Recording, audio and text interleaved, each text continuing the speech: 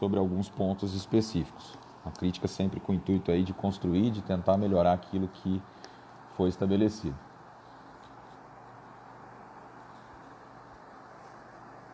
Vamos lá. Enquanto a gente aguarda aí o nosso convidado,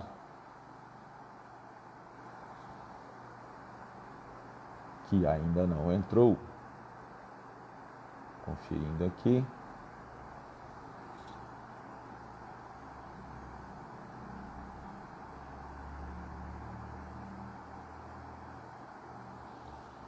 Aguardando o Dr. Ralph.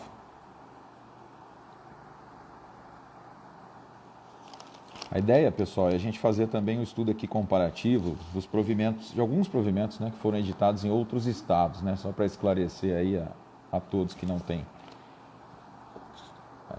conhecimento prático de como funciona na nossa área, né, muito embora a lei seja federal, a atividade dos tabelionatos, de todos os cartórios do país, ela é regulamentada por cada estado, por cada tribunal de justiça, além do CNJ, né? Então nós temos alguns tribunais que já regulamentaram essa hipótese, mas ainda não temos uma regulamentação feita pelo CNJ, né? Então a gente tem algumas divergências entre alguns estados. Rodrigo Magalhães, abraço.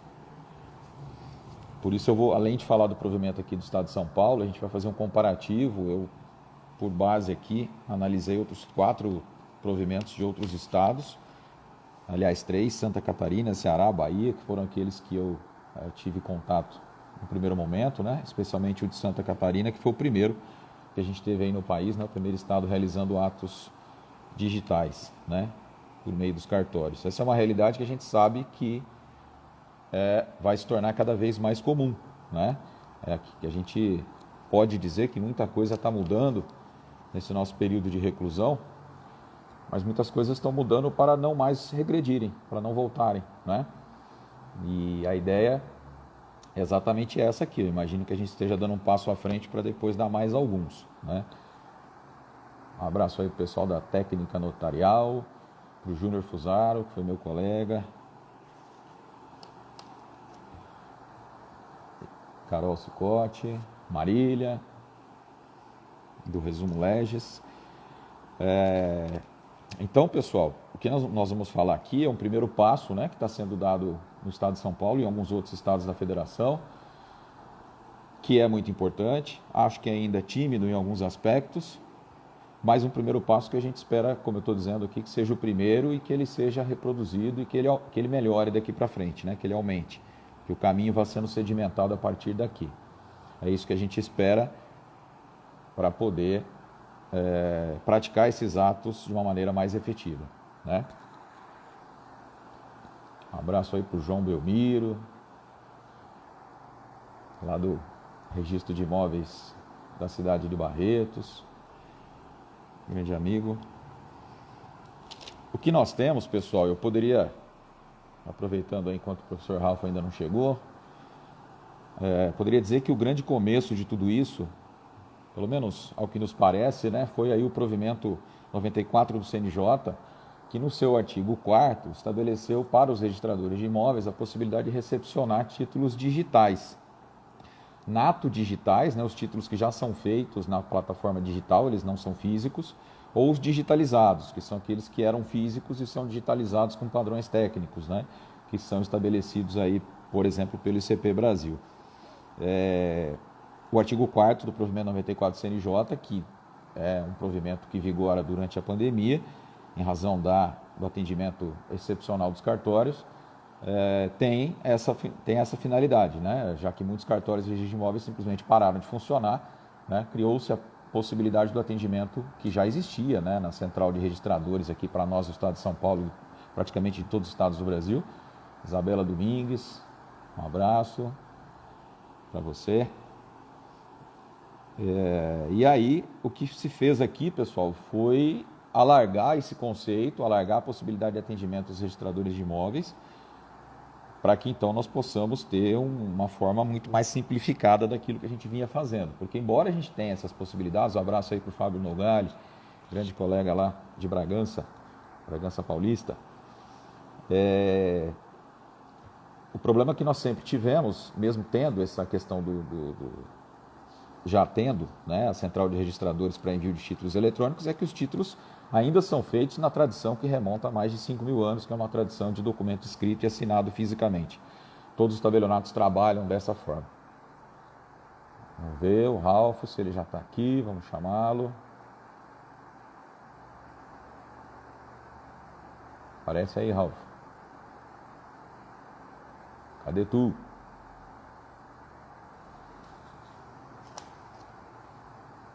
Mandou uma notícia aqui que está aqui, mas não estou vendo ele não. Vamos, Ralfão, onde é que você está aí, meu amigo?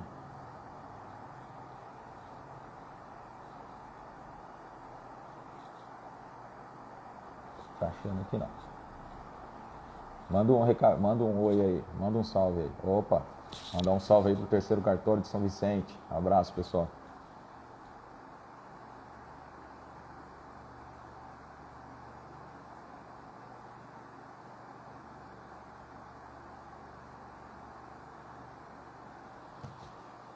Ralfo, manda um oi pra mim aí que eu te chamo aqui, cara. Se não, tem que entrar na live aqui.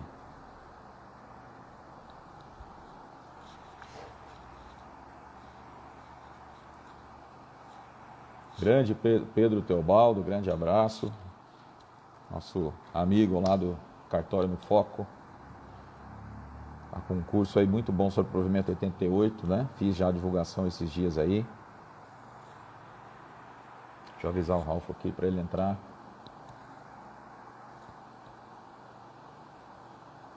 Doutora Leila, um abraço.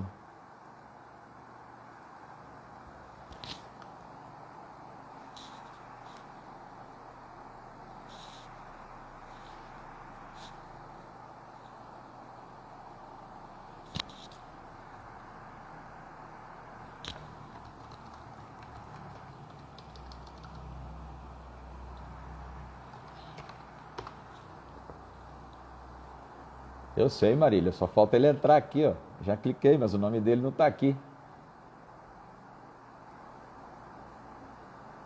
Precisa entrar aqui na live. Vocês não reparem não, pessoal, que é a primeira vez que eu faço uma live com outra pessoa, eu chamando, tá? Então eu estou aqui esperando o Ralf entrar para poder habilitá-lo aqui. Ele está falando comigo pelo WhatsApp. Grande Cícero, um abração para você, meu amigo Marcelo Moraes. Grande João Vicente, meu irmão. Aliás, parabéns, João Vicente, seu aniversário hoje, né? Fazendo essa live em sua homenagem, viu, João? Grande palmeirense, grande amigo.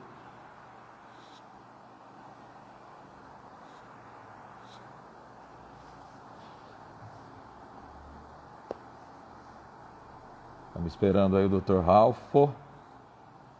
Falei com ele hoje várias vezes, estava lá no meio dos processos. Só aguardando ele entrar aqui, tá? Opa, agora entrou.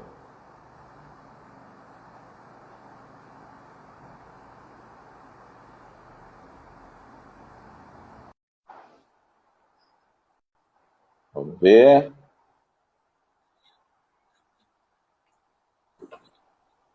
Opa, agora sim.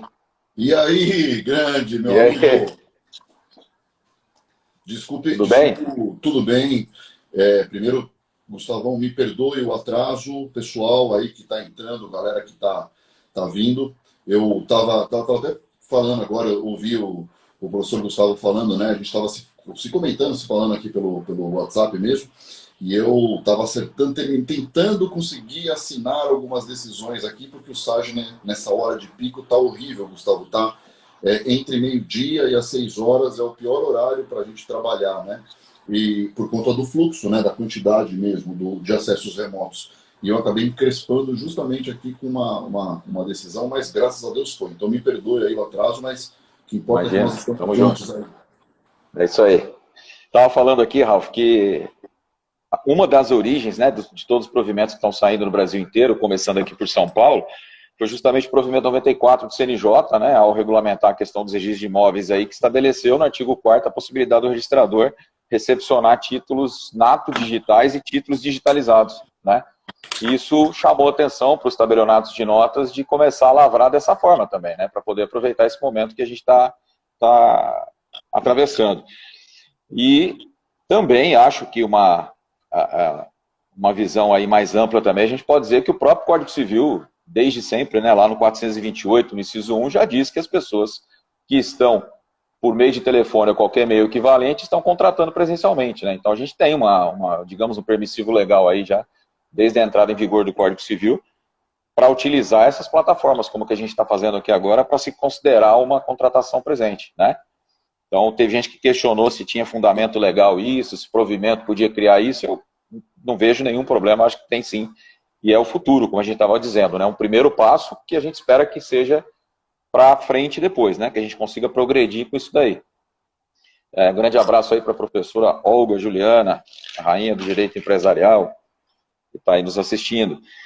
Bom, para começar, Ralf, eu queria falar rapidamente aqui de qual é o procedimento que está previsto no provimento de São Paulo. E aí a gente vai fazer as críticas construtivas, evidentemente, que ele merece. Comparando, como eu falei antes aí de você entrar, com aquilo que outros estados também estavam regulamentando. Eu tive a notícia hoje de que o Colégio Notarial Federal já está junto ao CNJ buscando a regulamentação, o que se faça um provimento que vai valer para o Brasil inteiro, para que essa questão fique regulamentada de maneira idêntica para todos os estados, porque a gente está tendo aí, né, algumas divergências de um estado para o outro, né? O que eu acho que é o mais importante aí que a gente tenha, né? Deixa eu mandar um abraço para minha mãe, porque ela já sinalizou 2 vezes aqui. Se eu não responder, depois vai ficar feio o negócio. Mas então, como eu dizia aqui, o procedimento ele diz o seguinte, né, pessoal, que basicamente o que está colocado aqui a gente já faz, só que faz de uma forma, obviamente, diferente. Eu diria que o primeiro terço do procedimento a gente já faz dessa forma, eu praticamente faço assim, que é o recepcionar a documentação das partes, montar a minuta, encaminhar para que as partes confiram. Basicamente a gente já trabalha por meio digital fazendo isso. A gente usa o e-mail, evidentemente hoje, né, principalmente em contato quando as partes estão representadas por advogados, no inventário, né, num ato de divórcio ou qualquer coisa do tipo, a gente tem a prática já de montar a minuta, encaminhar para o advogado, ele manda os documentos digitalizados, a gente faz uma primeira conferência, né, monta a minuta e encaminha para o advogado. A diferença é que depois as partes vinham até o cartório para fazer a assinatura. E agora você está abrindo a possibilidade dessa assinatura ou dessa manifestação de vontade ser feita através de uma videoconferência, né? Primeiro ponto é que o provimento de São Paulo ele não especificou uma forma, né, ou um aplicativo obrigatório. Santa Catarina, por exemplo, determina que isso seja feito dentro do aplicativo do Colégio Notarial, né, que é uma plataforma criada lá, do Colégio Notarial de Santa Catarina. São Paulo optou por deixar livre, então qualquer plataforma de conversação e que seja possível, principalmente, gravar essa conversa, né, é importante gravar o conteúdo para que isso fique arquivado no cartório, você pode utilizar isso livremente. Então, nessa primeira parte, na identificação, eu não vejo grande segredo. A gente já faz isso na identificação das partes, na recepção dos documentos, né? Se colocou aqui a possibilidade de você utilizar o próprio arquivo de reconhecimento de firmas para poder identificar as partes. E se não tem, você pode solicitar um colega que tenha a firma do indivíduo lá e ele pode encaminhar isso digitalmente. Lembrando que você não pode usar isso para reconhecer a assinatura num documento da pessoa, mas só para identificá-la para o ato, né? Isso. Aí você está no artigo 6º, parágrafo 1º, isso aí. Exatamente. Estou começando ali eu estou indo pela ordem do trabalho, vamos dizer assim, que a gente vai ter, né? As partes nos procurando, a gente tem primeiro que identificar, né? Aí a única observação colocada aqui, que na prática a gente também já faz isso no físico, né? Que é exigir documentos que tenham no máximo 10 anos de expedição. Se você tiver o cartão de firma, que ele tenha, né, menos do que isso de arquivo aqui, senão teria que ter um documento mais atualizado.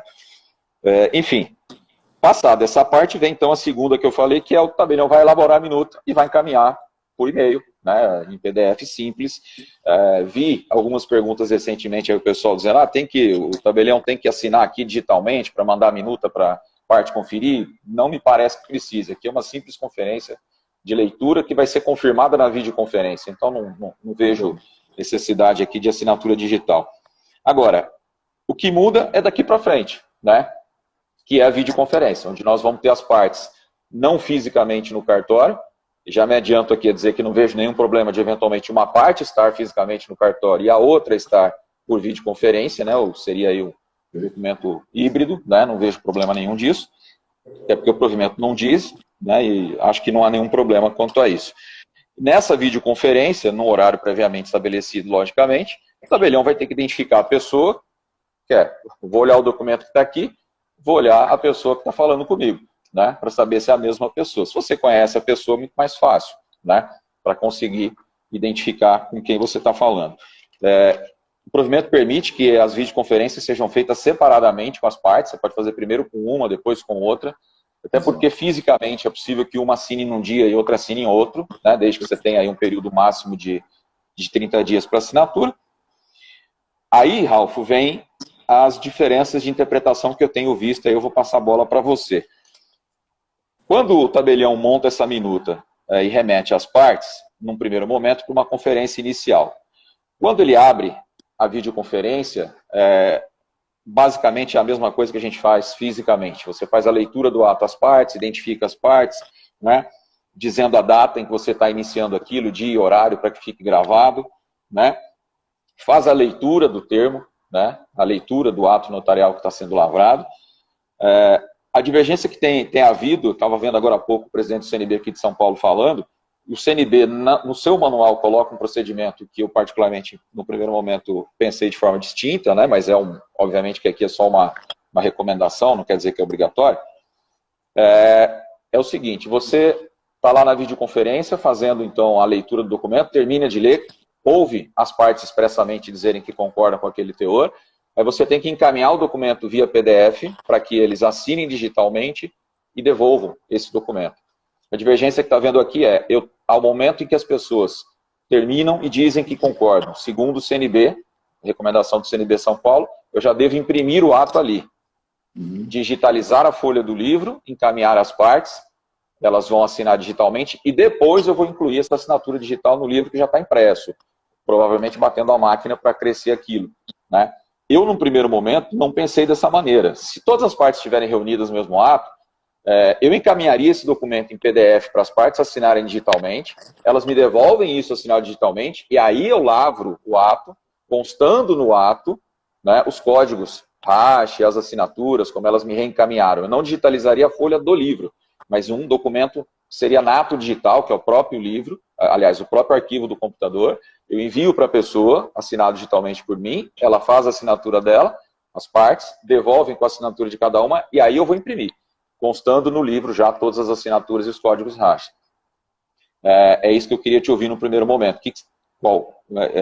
Se você, o que você entende aí? O que você acha que seria mais fácil fazer? Imprime primeiro, digitaliza, ou já colhe a manifestação de todo mundo para depois imprimir direto no livro? Então, só me corrija o seguinte, então, o entendimento que foi aí, que surgiu como orientação para o tabeliense primeiro mandar o documento para assinatura, isso. Depois da leitura, mandar o documento para a conferência e depois efetivar, é isso? E depois fazer a videoconferência. Primeiro tem uma confirmação comum, como a gente tem sempre, né? E daí você abre a videoconferência para fazer a leitura e ter a confirmação no vídeo, que vai ficar gravada, da manifestação de vontade das partes. Ao término dessa videoconferência, a orientação do CNB, termine a videoconferência com a manifestação dada, encaminhe, imprima o ato notarial, escrevendo a videoconferência, imprima dizendo que você, então, imediatamente encaminhou digitalizado para que as partes assinem digitalmente. E depois você vai, no livro já impresso, incluir os códigos hashes que a parte fez. A orientação foi dada assim, Ralf, a justificativa foi o seguinte, imagine que que as pessoas não estejam ali ao mesmo tempo, que uma delas só vai poder assinar isso 4 dias depois. Você vai ter que reservar a folha do livro sem imprimir, porque você tem que colocar o número do livro e folhas para mandar para a pessoa, né? E depois essa folha vai ficar sem imprimir no livro. Ok, se as partes não estão todas ali na videoconferência, né, tudo bem, mas se estão todas presentes, né, me parece muito mais fácil colher...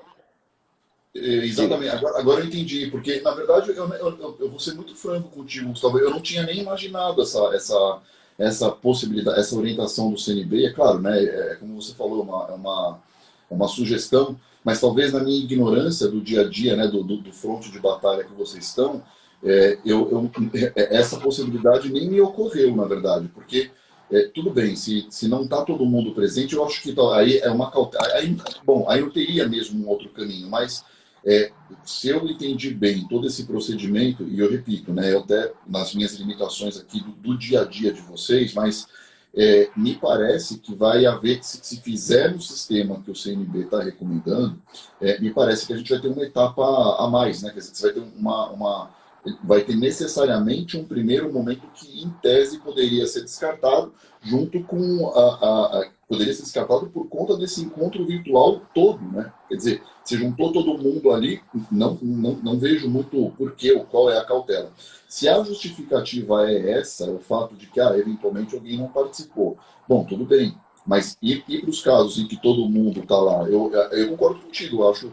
Mas eu repito, eu não sei se de repente está me escapando alguma outra coisa, mas eu nem cogitei. Né? Assim, eu estava indo o que você entendeu e o que você interpretou, para mim era, assim, eu achei, como eu falei, na minha ignorância do dia a dia de vocês, me pareceu que era o adequado. Quer dizer, toca, todo mundo está lá presente, acabou. Não tem muito mais o que fazer, né? Não, exatamente, aí entra a nossa primeira, vamos dizer, crítica em relação ao que a Corregedoria de São Paulo estabeleceu. A gente até entende que, para um primeiro momento, há uma preocupação muito grande com a segurança do ato, né? Mas, diferentemente de outros estados, Santa Catarina, Bahia, o Ceará, por exemplo, Rio de Janeiro, São Paulo entendeu pela obrigatoriedade da utilização do certificado digital, né?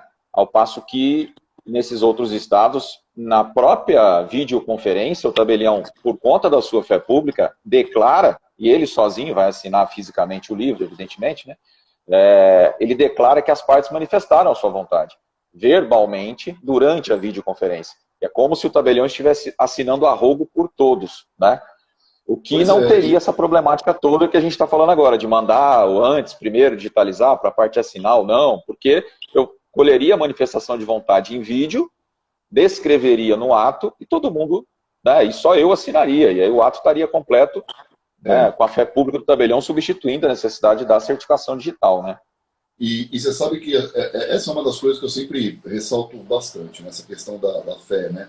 E, aliás, só para lembrar, né, que na verdade o grande lema dos notários, o lema é justamente esse, né? Nihil prius fide, né? Quer dizer, em primeiro lugar, antes de tudo, a fé. Eu diria que a fé pública é da essência, né? O que é fé pública? A fé pública é a autoridade que a lei atribui aos notários para que notários e outros agentes, no que concerne a verificação ou atestação de veracidade da ocorrência de atos, fatos, negócios jurídicos que ele presenciou ou até participou. Uma vez que isso... Aliás, até depois que eu falei contigo, eu tenho um livro que eu gosto muito, do Mário Antoniozzi, né, do tabelião argentino, até boto aqui para o pessoal. É um livro básico, que todo mundo deve ter. Eu tenho aqui. Eu gosto muito dele porque ele escreve muito claro, né? Ele foi notário em Rosário, escreveu, e era professor de Direito Civil também, isso é uma coisa interessante sobre o Zini, e ele escreve muito claro, e depois que eu conversei contigo, eu fui dar uma estudada nisso, e eu acho que não utilizar essa fé pública é um desperdício, quer dizer, trazer uma exigência, essa exigência. Alguém comentou agora ali, acho que foi até o Thomas, que é o nosso brother aqui, vamos lá, que nem todos possuem, né? Pois é, assim, eu vou dar o nosso exemplo do judiciário. E olha, a nossa fé pública é uma fé pública que eu, mutatis mutandis, entendo como muito próxima da fé pública dos notários. Nós agora estamos autorizados a fazer também audiências por videoconferência. Eu não pretendo fazer por enquanto porque eu estou empurrando um pouco mais para frente. Se eu for exigir assinatura por certificado digital, eu entendo, são coisas bem diferentes, mas vejam, no fundo, o que eu vou fazer é atestar que as pessoas que estavam lá, e eu vou assinar por elas, eu dizer no termo da audiência digital que aconteceu isso, isso e isso, fulano foi, fulano não foi, no fundo é uma forma de atestar o acontecido. E é a mesma fé pública, porque daí juiz e o notário não tem diferença. E como agentes públicos, nós temos essa fé pública. Então, assim, eu respeito a corregedoria, fico até numa posição, eu não quero criticar, muito embora tenha separado até algumas eu sou muito chato com alguns termos, viu, Gustavo? Até separei algumas coisinhas aqui que eu acho que são detalhezinhos, termos que estão errados no provimento, mas vamos para a cabeça, né? Mas eu não tenho dúvida de que o notário tabelião aí é um desperdício de energia, um desperdício de diversos fatores, demandar que as partes venham assinar. Eu estava até com ele aqui, ó, quer ver? Cadê? Deixa eu ver. Aqui, artigo 6º. Daí ele diz no final, e será promovida, todo esse procedimento, será promovida sem prejuízo da assinatura do documento eletrônico por meio de certificado digital no padrão da infraestrutura ICP Brasil da parte do negócio jurídico. Depois de nós a termos passado pela identidade das partes, para videoconferência, verificado remotamente a via original de identidade, ou se não tiver, pelos documentos digitalizados que vão instruir, né, os cartões de assinatura com aquela observação que você fez, de eventualmente consultar uma outra serventia. Pô, depois disso tudo, do tabelião presenciar, seja junto, seja separadamente, causar toda essa assinatura, sinceramente, não acho que é o ideal mesmo. Não, acho que o conceito de fé pública aí foi mal utilizado. Ou como eu falei, a gente está desperdiçando, não está tirando o máximo do que nós poderíamos tirar. E é bom a gente dizer, né, nos considerandos, né, do parecer aqui que levou a edição do provimento, se diz que, porque, como a gente conversou antes, o CNB de São Paulo pediu, deixa eu aproveitar e mandar um abraço aqui para a Cláudia Domingues, para a Paty Presser também, do Prática Notarial, colegas aí Tamo junto. Bora. Dos tabelionatos. A gente comentou antes, né, que o CNB São Paulo, quando fez a solicitação da edição do provimento, não pediu que se usasse certificado digital, pediu que se usasse a mesma forma que outros estados têm feito. Mas a Corregedoria entendeu dessa maneira. E nos considerandos, eles colocam assim, que eles entendem que a assinatura rogo do tabelião de notas não seria a medida mais segura, porque a assinatura eletrônica das partes por certificado digital ICP Brasil é um documento pessoal intransferível e, odiernamente, é uma prática simplificada e acessível financeiramente à imensa maioria dos usuários do serviço. Eu discordo dessa frase, né? Não acho nem financeiramente, nem do ponto de vista prático, né? Porque, como eu falei para um colega agora há pouco, na minha cidade aqui, por exemplo, uma cidade de 15 mil habitantes, não tem nenhum lugar que emita certificado digital, né? Agora me parece que está havendo uma flexibilização da possibilidade da emissão via internet, porque até pouco tempo atrás, antes da pandemia, você tinha que ir presencialmente ao local para conseguir emitir um certificado digital, né? Então, e não é barato, né? A gente que tem o certificado digital, por exemplo, eu no cartório tenho que ter 3 certificados digitais. Um CNPJ, para questão de funcionários, um eCPF A1 e um eCPF A3, porque a depender de para onde eu tenho que mandar algumas comunicações, tem que ser o modelo A1, os outros não servem, tem que ser o A3. Então, a gente tem 3 modelos diferentes de certificado digital, que não são baratos, que são renováveis, porque eles não são, né, eternos, né? Você tem um prazo de 1 a 3 anos de validade. Então, assim, não é barato, não é fácil. Tem um outro problema também. A gente viu recentemente aí, né, o ex-ministro da Justiça dizendo que ele não assinou a portaria de exoneração, né, do chefe da Polícia Federal, e o nome dele saiu, utilizar o certificado digital dele, quer dizer, não necessariamente a pessoa usar o certificado digital ou ser usado significa que foi a pessoa que usou, né? Então, não sei se isso é mais seguro do que o tabelião declarar que está vendo a pessoa ali, que ela declarou a sua vontade.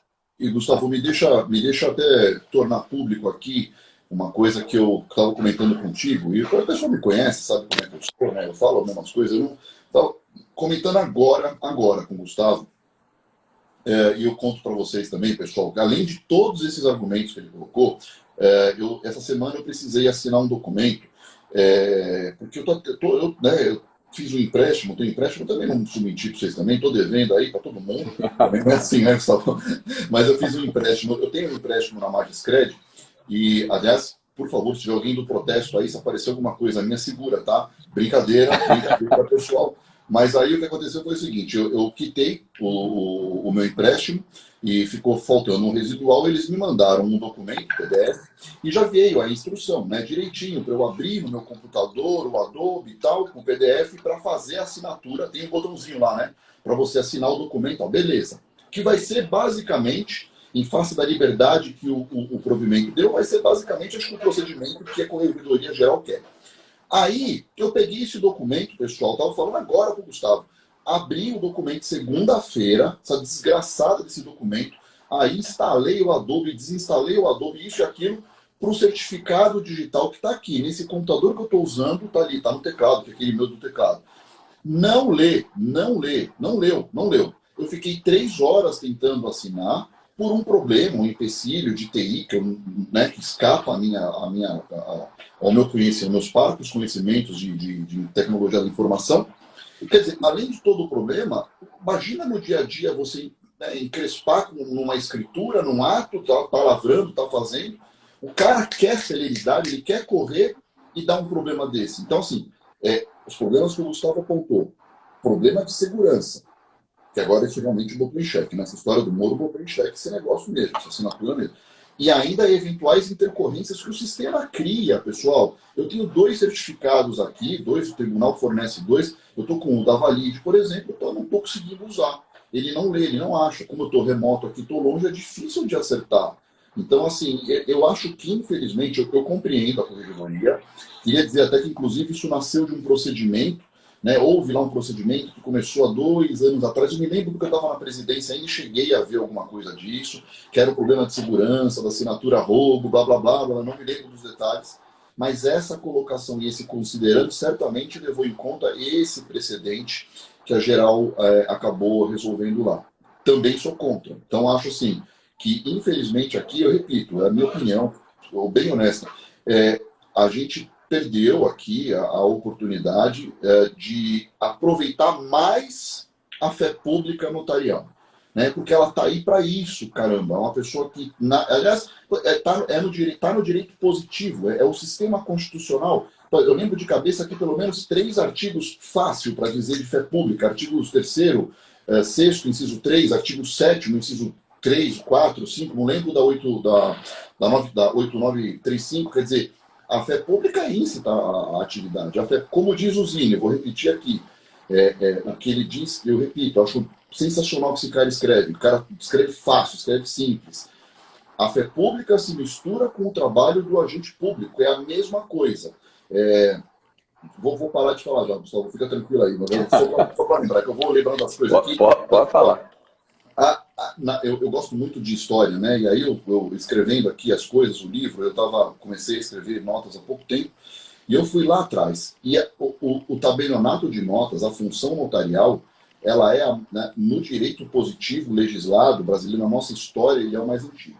Se você for nas, não sei se alguém aqui já fez isso, mas se você for nas ordenações do reino, eu estou inclusive com elas abertas aqui no Chrome, eu não vou abrir para não extenuar todo mundo. Mas, embora não tivesse uma sistematização, é a função mais antiga. É a primeira função, né, do extra que se tem notícia aqui.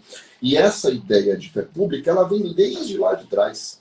Quer dizer, agora, descartar, assim, com todo respeito, eu realmente eu não entendo. Para mim, não dá. Não tem razão nenhuma para isso. Eu concordo plenamente. Espero que a gente evolua, né? Espero que ou o CNJ ou a própria corregedoria aqui, percebendo também as dificuldades práticas disso. Eu acho, por exemplo, na cidade como a minha aqui, dificilmente eu vou usar o provimento, porque para a pessoa ir até uma outra cidade a 30 quilômetros daqui para tirar o certificado digital, é mais fácil ela vir ao cartório e fazer o ato fisicamente. Perfeito, né? Perfeito. Então, você falou uma coisa, você começou falando uma coisa que eu acho que pouquíssima gente, o que mostra aí né, como o professor Gustavo tem um raciocínio ultra aguçado, mas que pouquíssima gente percebeu. Já me perguntaram isso também. Poxa, mas tem subsídio jurídico para esse tipo de tratamento? Pessoal, o direito contratual, a teoria geral do contrato, a teoria geral dos contratos, que basta você ler um livro simples, Orlando Gomes, um Caio Mário, a gente divide contratação entre ausentes e entre presentes, e hoje a gente considera, por exemplo, formas de contratação entre presentes, telefone. Opa! No WhatsApp, se houver... Opa!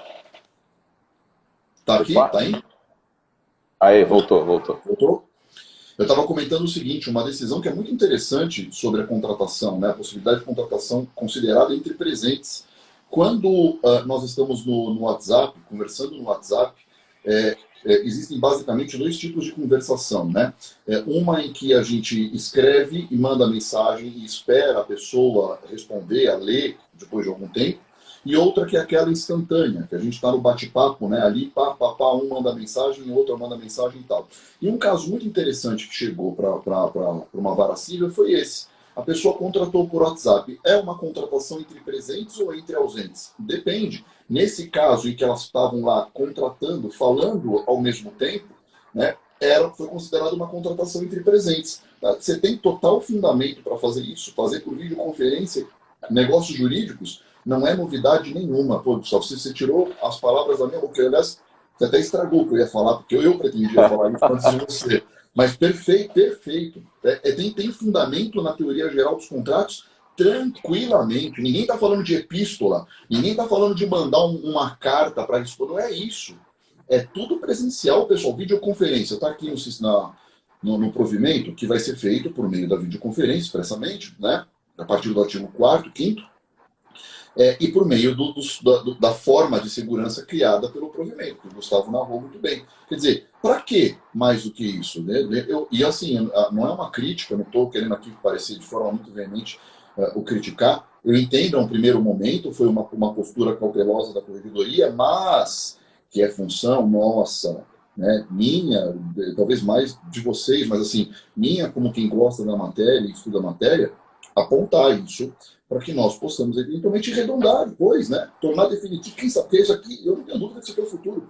Vamos arredondar isso aqui para depois dispensa. Vamos lá, vamos criticar. Tenho certeza, porque eu conheço o doutor Anaf pessoalmente, trabalhei, tive muito contato com ele na presidência, é um baita juiz, um magistrado excepcional. Eu tenho certeza, a equipe sensacional também que está lá, de grandes amigos. É uma questão de conversar só. Não tenho dúvida, não tenho dúvida. Por isso que eu acho que é importante isso que a gente está fazendo e que outros colegas estão fazendo, que é de colocar realmente as dificuldades práticas, porque até quando a Corregedoria ou o CNJ regulamenta alguma coisa, muitas vezes o que a gente percebe é, bom, nós precisamos demonstrar a dificuldade prática que a gente tem para que eles percebam que é preciso melhorar, né? Porque nós temos a prática, nós temos o dia a dia para entender aquilo que funciona ou aquilo que pode não funcionar tão bem, né? Então, acho que essa nossa... tanto academicamente como também profissionalmente, é importante a gente, né, dar esse feedback aí para quem tem a responsabilidade de regulamentar. Exato. Segundo ponto, para a gente não demorar muito, o Ralf tem compromisso, eu também, que a gente conversou antes, a questão da comprovação do domicílio, que eu também reparei que é algo que São Paulo fez de uma maneira que eu não vi nos outros provimentos que eu analisei, que é vincular a comprovação do domicílio da pessoa física ao seu domicílio eleitoral. E aí, na mesma hora, eu lembrei de mim mesmo, porque eu demorei mais de 5 anos para transferir meu domicílio eleitoral aqui para a cidade onde eu estou, quando eu passei no concurso. Eu morava em Ribeirão Preto, só que eu deixei, porque eu voltava na escola que eu estudei a vida inteira, então eu gostava de ter um motivo para voltar para lá, para poder votar de vez em quando, enfim. Claro, um erro meu, mas... Quantos anos você deixou? Mais de 5. Mais 5? Fica tranquilo, porque o meu título de eleitor ainda é de Itaporanga, tem 12 anos que eu saí de lá, que é no interior então, de São Paulo. Que é só eu demorei, pra você ter uma ideia. Eu mudei esse ano, para você ter ideia, quase 10 anos eu fiquei sem mudar o título. E aí, se eu tiver que observar o domicílio eleitoral da pessoa para fixar a competência territorial, e aí respondendo a quem fez a pergunta anteriormente aí, no provimento de São Paulo, tal qual nos demais, se fixou a competência do tabelião, a priori, se for um ato de constituição ou transmissão de direitos, compra e venda, permuta, enfim, pela circunscrição do imóvel, né? Se eu tiver mais de um imóvel, por exemplo, um inventário que tem imóveis em cidades diferentes, poderia o tabelião de qualquer uma dessas cidades fazer essa escritura. Se eu estiver falando de ata notarial, teria que ser o tabelião da circunscrição do domicílio das partes contratantes, exceto se essa ata envolve diligência física, porque aí, né, o deslocamento de um lugar para outro, exato, dentro do mesmo município, aí tem que ser o tabelião daquele município, como já acontece com a ata de usucapião, por exemplo. E nas exato, procurações, o domicílio do outorgante. Também eu tenho minhas críticas à competência territorial, mas eu acho que ela é necessária nesse primeiro momento, porque a gente precisa organizar primeiro, ver como vai funcionar, porque essas regras de competência criadas aqui, elas estão, digamos, fora daquilo que a lei 8935 estabelece. Eu, exato, como tabelião da cidade X, posso lavrar uma escritura de um imóvel que esteja em qualquer lugar do Brasil, né? Mas, para fins aqui de atos eletrônicos, se entendeu que deveria se circunscrever o tabelião de onde o imóvel esteja localizado. Eu acho que dá para evoluir um pouquinho mais, mas o grande problema que se coloca é a questão financeira, porque como as tabelas variam muito de um estado para o outro, por N questões, porque, por exemplo, o estado de São Paulo, quase 40% do valor da tabela de notas, ele é repassado várias entidades, enquanto que no Rio Grande do Sul, por exemplo, não tem nenhum repasse, o valor é integralmente do tabelião. É limpo, né? Exato. Então, por isso que lá o valor é bem menor do que o valor daqui, por exemplo, né? Ou do Distrito Federal, que tem a menor tabela do Brasil inteiro. E se você deixasse isso aberto de maneira ampla, haveria, obviamente, uma guerra aí, e o Estado que tem a tabela mais barata passaria a fazer tudo. Mas acho que talvez dê para evoluir um pouco mais, talvez circunscrevendo ao Estado, né, o tabelião em relação a pessoas domiciliadas naquele Estado, ou então a bens naquele Estado, e não só a uma cidade. Mas, além desse problema que é maior, né, a questão de você fixar o domicílio, que é a base para poder entender a competência do tabelião. Com base no domicílio eleitoral, e pior, se não for o domicílio eleitoral, se coloca aqui que você deveria observar o que está declarado no imposto de renda da pessoa. Quer dizer, eu, tabelião, vou ter que solicitar o imposto de renda da pessoa, né, o que é talvez um pouco invasivo em relação a isso. Né? Porque nos atos físicos, como é que a gente sabe se a pessoa, onde é o domicílio da pessoa? Quando ela vem aqui ao cartório fazer uma escritura, eu peço para ela trazer um comprovante de residência para eu declarar o domicílio dela no ato? Não. Pois né? É a declaração da parte, a responsabilidade é dela. Né? Então, por que tratar de forma diferente o ato digital? Para garantir que realmente o tabelião tem competência para praticá-lo? Eu acho que a ideia foi essa, né? Mas não sei se foi feliz a vinculação com o domicílio eleitoral, né, Ralf? Assim, o problema todo desse é a questão do domicílio eleitoral. Utilizar as pessoas jurídicas eu não vi um grande problema, porque basicamente... não, acho que tá. E o provimento foi na linha do Código Civil, que é considerar a matriz, o domicílio da matriz e das filiais quando os negócios disserem respeito a ela, né? Mas eu vou dar um exemplo para vocês aqui. Eu estava tentando diferenciar e separar, o Gustavo acabou já elencando exatamente os tipos de atos que nós temos, e exatamente isso, né? Então, basicamente o que tem é vedação para escritura pública de testamento e aprovação do testamento cerrado, ok. Aí vai ter competência para fins dos negócios jurídicos que envolvam os imóveis. Beleza, tá lá. Depois nós vamos ter aqui tabelião de nota e circunscrição do domicílio das partes para lavratura dos atos notariais em geral, que não digam respeito à constituição, transmissão de direitos reais sobre bens imóveis.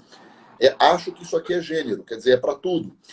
E eu estava falando para o Gustavo, isso daqui é muito próximo do que já acontece nos títulos e documentos, porque aqui fala em circunscrição do domicílio das partes. O artigo 130 da LRP fala que nos títulos e documentos o registro vai ser feito no domicílio das partes e quando domicílios diferentes, em ambos os domicílios. E lá no RTD, como é que sempre funcionou, como sempre se interpretou o artigo 130? Que você comprova domicílio por meio de afirmação, de uma declaração. Né? Quer dizer, você se responsabiliza civil e criminalmente por aquilo que você disse. Não é que falar, então eu posso mentir para o tabelião ou para o oficial registrador. Não, você não pode mentir. Você tem que falar a verdade e você vai responder criminalmente por uma declaração falsa dessa. Então, assim, porque tem muita gente que pensa isso também, né, Gustavo? Fala, não, mas é fácil. Vocês não estão querendo comprovação de nada, vocês não querem documento, então eu vou lá e falo o que eu quiser. Não fala o que você quiser.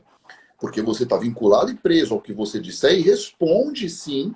Porque eu me lembro da minha época do crime de pegar muita gente, chegava lá, ó, mentiu, falou isso. Vai falar, por exemplo, emancipação. O camarada chega para emancipar, lavra a escritura, dizendo, o pai está ausente, o pai sumiu. Aí o pai, na semana seguinte, aparece, porra, mas eu moro do lado da casa dela. E aí ela fala, não, mas toma processo, porque é mentira o que ela declarou. Claro. Então, eu concordo totalmente, dá para melhorar isso daqui também, porque, repito, e aí, ó, vou falar da minha experiência como juiz. Toda vez que eu dependi do cartório eleitoral, do meu mesmo, hein? De quando eu mesmo era tipo juiz eleitoral, vinha informação, fulano mora não sei aonde, nunca estava lá. Era o pior, era mais fácil pedir conta elétrica, de energia elétrica, com gás, era muito mais efetivo do que conseguir na justiça eleitoral. Então, realmente não acho que é o ideal, não acho também que é mais um ponto a ser melhorado, né? Eu também acho. Não sei por que não pode ser uma conta de energia, por exemplo. A pessoa, se eu tenho que arquivar para demonstrar que eu tinha competência, por que não pode ser uma conta de energia ou de telefone, sei lá, né, para comprovação do domicílio da pessoa? Né? E é curioso que nos outros provimentos dos demais estados nem há essa preocupação em dizer, né, como é que a pessoa vai comprovar o domicílio. Simplesmente é o do domicílio. Como que comprova? Do mesmo jeito que a gente faz sempre. A declaração da parte, o Ralf disse muito bem, é um documento público. Se a pessoa estiver fazendo inserir no documento público uma informação falsa, é crime. E ela vai responder por isso, né? Exato. Não tem aí nenhum problema. Bom, por último, gente, até por conta do horário o Ralph tem aí compromisso, eu tenho aula também hoje online. Eu quero perguntar para você, Ralph, eu vou passar a bola para você. Eu sei que há justificativa técnica jurídica para isso, mas acho que talvez seja um ponto a que nós possamos evoluir também. Ontem eu ouvi a Cláudia Domingues falando isso, inclusive, né, colega tabeliã aqui de São Paulo, e professora também. Todos os provimentos, incluindo o de São Paulo, optaram, no nosso caso aqui, parágrafo 2º do artigo 1º, por excluir a possibilidade de testamentos nessa forma. Deixaram só o testamento de fora em termos de todo tipo de ato de notas aí que nós possamos praticar, só o testamento ficou de fora, né, dessa possibilidade. Sendo que nós estamos num momento que talvez o ato que as pessoas mais queiram fazer seja testamento, né? Tudo bem que existem outras opções, essa foi uma justificativa que eu ouvi, né, de juristas, dizendo, bom, o testamento ele pode fazer o testamento do próprio punho, ele pode fazer particular, não tem necessidade de flexibilizar a norma que está no Código Civil, que exige várias formalidades. Mas o que a gente tem visto é o STJ reiteradamente validar testamentos, mesmo na ausência de formalidades, por entender que o que mais importa é a manifestação de vontade do testador. Exato. Então tinha que ter 2 testemunhas, mas só uma assinou, validou. Vi uma decisão que eu particularmente até acho que talvez, não sei se foram muito além aí, mas agora, esse ano, uma decisão de que se reconheceu a validade no testamento particular, onde ele tinha colocado a impressão digital, né? Ele não assinou. O STJ validou o testamento porque não se demonstrou que aquela não era a vontade do falecido, né? Aquela que foi externada ali, pelo contrário, né? Isso nem foi questionado. Então, embora existam opções, digamos assim, que, né, permita a pessoa fazer o seu testamento sem precisar da flexibilização, mas é fato que um testamento público é muito mais seguro do que um testamento particular, que, primeiro, o público a gente registra na central de testamentos. Segundo, o teor dele fica arquivado perpetuamente no cartório. Então, né, um testamento particular a pessoa pode perder, agora o testamento público vai ficar aqui. Então, há várias vantagens para a pessoa querer fazer. Então, eu queria ouvir a tua opinião sobre essa exclusão aí. Do testamento, então. Eu até por coincidência, semana passada foi aquele dia que eu fiz a live no Insta do CNB sobre testamento, né? É que eu acabei me atendo mais a umas questões, principalmente sobre o testamento vital, as diretivas antecipadas, essas coisas. Mas uma das coisas que eu fiquei pensando é justamente isso, né? Talvez um momento em que as pessoas precisem de testamento, porque codicílios a gente sabe que são muito limitados, são bens. O judiciário até hoje não conseguiu chegar num valor de bens médios que se aceite por meio de codicílio. A pessoa essa vedação do testamento público e da aprovação do cerrado vai acabar levando muita gente a fazer aquele velho problema de declarar bens em papéis para levar para o judiciário discutir, o que vai gerar um baita problema, porque isso é dificílimo, Gustavo, de julgar. Vou dar um exemplo, né? Faz muitos anos que eu estou fora de família, mas em que a pessoa uma vez levou um papel com declarações que você via que era a caligrafia dela, a perícia mostrava que era dela, mas a discussão em torno da validade daquilo era enorme, né? Então, anos para considerar aquilo lá. E o meu medo é que o fato de nós não ter se permitido a lavratura do testamento público, que é o mais seguro, como você falou, e é mesmo, por conta da solenidade dele, e tudo bem, né? Tem muita gente que não gosta e acha que tem um inconveniente o fato de ser público, de ser de conhecimento, né, das pessoas, né, ou acessível a alguém da família, mas enfim, o fato, ou do próprio... Mas não é, né, Ralf? Né? Não é, pois mas assim... Em São Paulo, pelo menos, a gente tem nas normas, né, a previsão de que você, enquanto for vivo o testador, exatamente, só ele pode ter acesso a quem ele autorizar. Exatamente. Ele é público pela forma, não pelo conteúdo. Não que vai se tirar uma cópia dele, né? Mas é que tem muita gente que me pergunta e acha que mas é público porque eu posso tirar uma certidão do que eu fiz, né? E não é, exatamente, não é isso que acontece. Mas a minha preocupação é que, de repente, isso acabe redundando numa situação que, para a pessoa que precisa agora disso, vai, de repente, fazer por meio de um documento simplório, de algo de validade duvidosa, para depois não conseguir o reconhecimento disso. Então, permitir que tô no ar? Voltou. o ideal seria permitir que se pudesse fazer, não vi no procedimento, pegando lá o procedimento todo, completinho, de como se lavra o testamento público, não tem nada que não possa ser feito também pela videoconferência, né? Ou pelo nosso sistema aqui. Ah, mas vai ter que fazer a leitura, vai... Bom, mas não vai ter que fazer a leitura de qualquer outro ato notarial que se lavre também? Quer dizer, mas precisa das testemunhas acompanharem. Tudo bem, mas na escritura não vai precisar de mais gente. Talvez, o único inconveniente é que o testamento precisaria ter todo mundo junto. Diferente dos Sim. outros lá que pudesse fazer separado com um com o outro, mas junta todo mundo e faz. Quer dizer, solução tem. Então, repito, o meu medo é que essa vedação, eu compreendo, eu compreendo mesmo, porque eu mesmo estou na dúvida, Gustavo. Eu estou dando uma opinião assim, mais preocupado com o que pode acontecer lá na frente, que é informalidade. E essa informalidade vai destruir, de repente, uma manifestação de vontade legítima de alguém que tinha a real intenção de testar isso ou aquilo, mas por falta de opção acabou não conseguindo fazê-lo, né? E mais, ou vai gerar um documento que vai ser judicializado, vai trazer um baita transtorno para a família inteira, para as partes, um desgaste emocional absurdo, porque eu já julguei casos assim, de repente bater no STJ para eventualmente o STJ validar, quer dizer, é muito mais trabalhoso quando nós poderíamos ter, veja, um cuidado, vai dizer, mas de repente não é tão seguro por videoconferência. Bom, se não é, o que nós estamos fazendo aqui, alguém vai dizer, não, o Ralf não está fazendo essa live com o Gustavo, é uma montagem. O que eu quero dizer então, nós podemos chegar no absurdo de contestar tudo, né? De repente eu gravei isso ontem, o Gustavo gravou isso hoje de manhã e a gente juntou por meio do... Quer dizer, tudo pode ser contestado. Então não é assim. O fato é que se permitir... Mas é uma conclusão minha que eu não estou nem levando em conta critérios jurídicos, porque eu nem sei se... Ainda não consegui meditar sobre isso. Mas que é fato que não permitir a lavratura do testamento público, né, neste formato digital, isso vai criar problema e vai gerar problema, principalmente para as pessoas que deveriam ter suas vontades valorizadas nesse momento, isso vai. Isso eu não tenho dúvida nenhuma.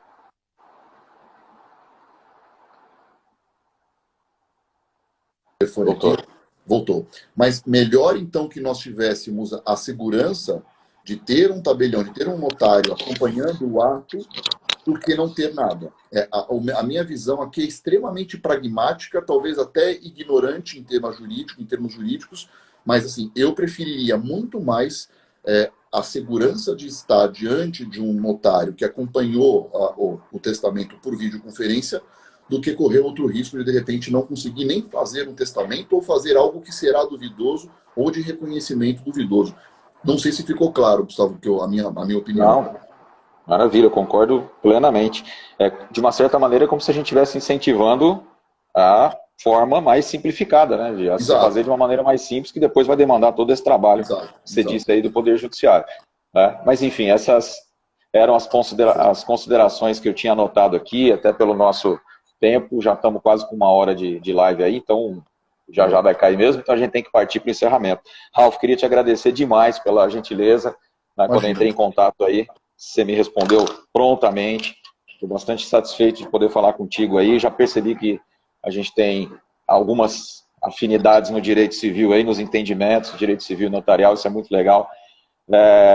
Muita gente perguntou, eu vou deixar claro aqui, além da live ficar por 24 horas aqui na minha página, eu vou baixar e ela vai estar disponível na minha página no YouTube, Prof. Gustavo Canheu, o mesmo nome aí da minha página aqui, tá? Vocês podem acessar lá quando quiserem, vai ficar lá disponível para quem quiser ver. Lá tem vários vídeos também que eu já estou postando aí. Aliás, você precisa postar mais no seu Detona Ralf lá do YouTube, tá meio paradinho também, lá, né, Ralf? Tá meio paradinho. Eu, na verdade, Gustavo, eu tô com um novo projeto aí, que é o Instituto de Direito Avançado, que aliás, estou até terminando, até é legal que eu até comunico para o pessoal aqui, terminando agora, né, de montar uma preparação, uma oficina. Na verdade, vão ser 2 cursos diferentes para preparação para a segunda fase do cartório de extra. Até falo para o pessoal acompanhar, tá para sair. E eu acabei me dedicando, eu estou há 3 anos tentando montar isso, né? Só agora que eu consegui, depois de 3 anos, criar coragem de fazer tudo isso e acabei largando, infelizmente, largando algumas coisas, deixando de lado algumas coisas, como o YouTube. Mas, porra, para mim foi um prazer estar contigo. A família do Canheu eu conheço já desde pequeno, meu pai, meus tios, meus avós, tem um carinho, um apreço enorme. Poxa, eu cresci na rua dos Estados Unidos, lá no cartório, literalmente, de verdade mesmo. E, pô, foi um prazer enorme, né? Acho que não tem nem o que falar aí. A galera que tá aí também. Alguém perguntou, acho que foi o Diogo, eu não conheço o Diogo perguntou sobre Diogo Papel. se tem algum fundamento jurídico para o Mundial do Palmeiras. O problema é que não é questão de fundamento jurídico aí, é um problema de existência, validade e eficácia, tá no plano da inexistência, então nem tem como discutir, né, Gustavo? É um outro problema isso aí. Tá? Mas foi um prazer enorme aí, viu? De verdade. Eu sei que meu time não vai falir com essa paralisação aí, pelo menos, né? Nisso eu tô tranquilo. Não, verdade, foi um prazer enorme. Nisso é aquilo é o que eu falo pro Arthur, né? Pro Del Guercio. Eu tenho certeza que o coronavírus é encomenda do Corinthians, porque agora que o São Paulo começou a engatar, veio essa porcaria desse vírus aqui e paralisou o campeonato. Né? Só pode ser. O Corinthians vai decretar falência, se ficar mais um mês parado, decreta falência tranquilamente. Já está falido, mas formalmente vai decretar. Gente, obrigado a todos aí. O Ralf falou aí o Diogo Papel, que foi meu aluno, grande advogado criminalista na cidade de Bebedouro, o Gustavo Macedo, o Vitor Pirani, enfim, todo mundo que eu não falei o nome aí. Obrigado a todos pela presença. Repito, então, essa live vai ficar disponível na minha página no YouTube, Prof. Gustavo Canheu. Cláudia que está dizendo aqui, deixa eu ver, Cláudia Domingues. Ó, que legal. Enfim, foi um prazer falar com você, Ralf. O Ralf, num evento que a gente teve recentemente, eu vi ele dizendo que ele é a 4ª geração de juízes da família dele. A gente tem isso mais ou menos em comum, porque eu sou o 4º integrante da minha família a estar na atividade notarial e registral, né, o 3º tabelião, tem um primo que é registrador de imóveis, então é um prazer enorme, é uma atividade que eu abracei há 10 anos e tenho feito o possível para divulgar, para a gente mostrar a importância da nossa atividade. E vários que estão aí conosco são pessoas que têm feito isso também, né? É sempre importante a gente mostrar, principalmente tirar alguns preconceitos que algumas pessoas têm com relação à atividade, e a possibilidade de fazer esses atos mostra cada vez mais a nossa importância. Obrigado, Ralf, vai cair daqui a pouquinho, então um grande abraço, valeu a todo mundo, até a próxima.